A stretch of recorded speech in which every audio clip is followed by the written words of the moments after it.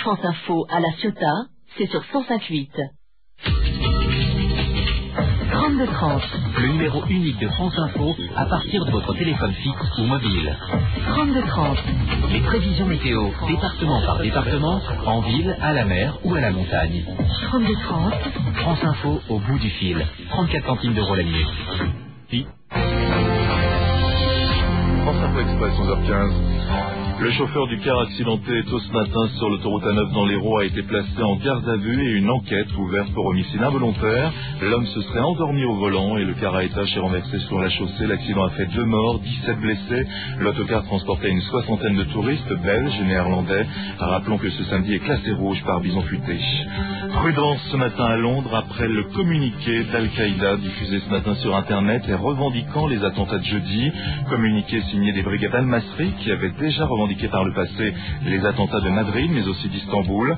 De retour du G8, Tony Blair a présidé une réunion de crise hier soir à Londres. Le Premier ministre a fait le point sur l'enquête et sur les mesures de sécurité. Les attentats de jeudi ont fait au moins 50 morts, 700 blessés, bilan encore provisoire. Plusieurs familles sont encore sans nouvelles de leurs proches. Reportage dans un instant. Un avion d'Air France assurant la liaison Paris-Chicago a dû faire demi-tour hier. Les États-Unis ont refusé qu'il se pose sur le territoire américain en raison de la présence à bord d'un passager suspect. Après vérification à Roissy, le passager n'avait rien à se reprocher. L'avion a pu repartir cette nuit, mais avec des heures de retard.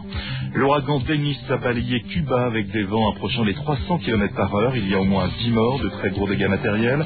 Des centaines de maisons ont été endommagées. Denis a fait aussi 22 morts en Haïti. Et il se rapproche à présent de la Floride où l'état d'urgence a été décrété. Le Tour de France, aujourd'hui la 8e étape, 231 km entre Pforzheim en Allemagne et Gérardmer dans les Vosges. Et 48 heures après les attentats, certains londoniens sont encore sans nouvelles de leurs proches, des gens qui n'ont pas d'autre ressource que de montrer aux passants la photo de celui ou de celle qui n'a plus donné de nouvelles depuis jeudi. Des personnes perdues et désespérées à Londres. Le reportage de Nathalie Borus.